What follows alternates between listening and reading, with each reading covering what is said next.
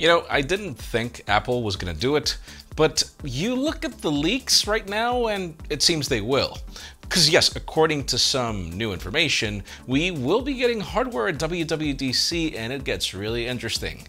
Then we have some more details on Google's upcoming foldable, which apparently will be happening after all and with new tech.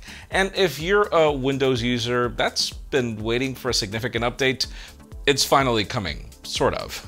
I'm Jaime Rivera, and wow, how on earth did it become Thursday? And all I can say is, I can't wait for macOS on iPads next week, though, yeah, that might not happen. This is Pocketnow Daily.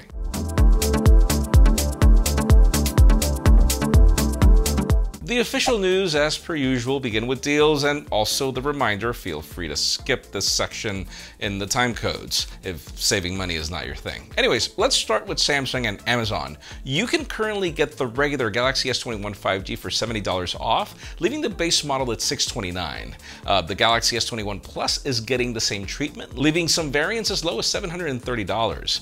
If you're looking into LG phones for whatever weird reason, you can currently get the LG Velvet for $20 off its original price tag, leaving that at $230 for the unlocked base model. The G8 ThinQ is also getting the same treatment, leaving that one at $299, and yes, you actually get a DAC there. Amazon's Echo is also $20 off, leaving that at $80. We also have some deals on earbuds, starting with the Galaxy Buds Pro, which are $50 off at Samsung with a trade-in, leaving them at $150, and you also get an extra discount if you go in for their discount program.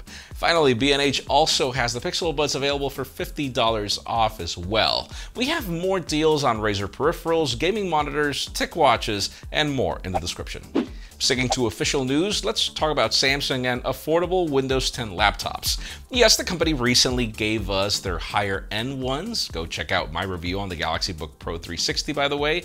But today, the company played an interesting move. We got some refreshes to their Galaxy Book lineup with the Galaxy Book Go and the Galaxy Book Go 5G. Starting with the specs, the 5G-enabled variant brings the Qualcomm Snapdragon 8CX Gen 2 chip, while the lower-tier variant brings the new Snapdragon 7C Gen 2 that pretty much just got announced. We're also getting up to 8 gigs of RAM and up to 128 gigs of storage. You get a 14-inch Full HD display as well as a 42.3 watt-hour battery with a 25-watt fast charging support. Samsung is claiming that the build on this Galaxy Book Go is military-grade standard, and it comes in a single silver color variant. When it comes to ports, you get a single USB-A port, 2 USB-C ports, and a headphone jack. Now, I know what you're thinking. These are okay. I mean, they sound fine, but wait for the price. They start at $349 and you get Windows 10 here. Now you see where I'm going? They go on sale starting June 10th, so we'll keep you posted on more information. And speaking of Windows 10, let's move the spotlight onto Microsoft and keep talking official news when it comes to the operating system. Sort of. The company recently announced a virtual event that will happen on June 24th, and it looks like we're getting a Windows 10 successor. Satya Nadella actually teased the arrival of a significant Windows update back at Build 2021 by stating that this upgrade will unlock economic opportunities for both developers and creators. I wonder what's the consumer getting. But anyways, this next Windows OS is tipped to be codenamed Project Sun Valley, and the Windows Twitter handle has also hinted what's next, with the sun rays hitting through the window and aligning the number 11. At the Build keynote, Nadella said that this generation of Windows will be the most significant one in the past decade. He then mentioned that he's been using it for the past couple of months and is incredibly excited for it. Obviously, he can't say anything else, but yes, it looks like we'll be getting Windows 11 in a couple of weeks, which kind of contradicts the whole Windows 10 as a service plan where the number would never change. But anyways, who cares? I just hope that they get it together with the aggressive software updates and also in removing all those old Windows Phone applications from the store that just don't matter anymore. Now let's talk foldables, but not from any of the players you know, as today's topic is all about Google, believe it or not.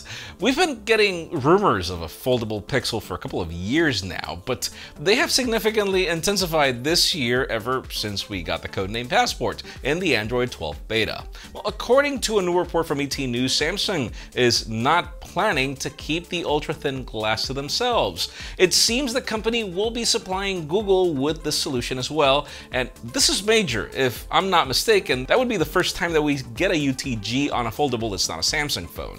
Well, according to the report, Samsung plans to start selling this technology to other brands in the second half of the year, which is when we're expecting this foldable Pixel. We don't have much information on the specifications or the design, but it will most likely bring Google's upcoming chip, and we also got some renders from multiple concept creators, but with the new Pixel design leaks, I mean, it's just, I just doubt that it's going to look like a Pixel 4a or anything like that. This is Google though, so you never know. We'll keep you posted as we should be getting more leaks closer, hopefully hands-on by some leaker. You know the way Google plays this? And finally, for the hottest news today, let's move on to Apple and talk about WWDC, which is just a couple of days away. As of late, WWDC is Apple's software event, but this year, along with iOS, iPadOS, macOS, tvOS, we're expecting some hardware upgrades to the MacBook Pro lineup. We have a new report from Mac Rumors with an investor note from Wedbush detailing what we can expect at WWDC. According to Daniel Ives, yes, we will be getting new versions of Apple's software as expected, but Apple is also planning a few surprises. This includes the announcement of the new MacBook Pros in both 14 and 16-inch form factors, but wait for it, he claims that these will be powered by the M1 and not its successor. And listen, most sources contradict this and claim that the newer chip will be used here, by the way, so it could go both ways. If you're not familiar, these new MacBook Pros bring a ton of design changes, like the removal of the touch bar, new ports including HDMI, an SD card slot, MagSafe, and apparently up to 4 USB-C ports. I've also added some information on other products like the iPhone 13 series, saying that it will feature 1 TB storage options and that Apple plans to announce Apple Glass in WWDC 2022 and then the Apple Car in 2024. Anyways, going back to this year's WWDC, all the hard-hitting players like Ming-Chi Kuo, Mark Gurman, and Jon Prosser claim pretty much the same thing. So now we just need an event to happen.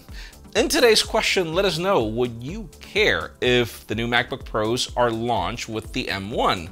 Because honestly, I do care, but it's not necessarily like if Apple doesn't do that. In the past, we've seen the company bring major redesigns and then give us last year's chips in order to keep the cost down for them. So it would make sense for Apple to do this now. It would be very disappointing considering how then it wouldn't be a hardware upgrade if you get an iMac or a MacBook Air or any of these MacBook Pros. But that's just me. Leave us a comment down below. We'd love to know your opinion, because clearly if you want any of these, it's because you don't want to carry around dongles or whatever. Friends, again, if you want to get the news earlier, follow us on PocketNow.com and subscribe to our channel for more videos like this one. You can also follow us on social medias. Our extended coverage happens on Instagram. And follow me on my personal handles to see me, dream a little dream. Please give this video a thumbs up if you like what you saw. I'm Jaime Rivera. Thanks so much for watching. We'll see you tomorrow.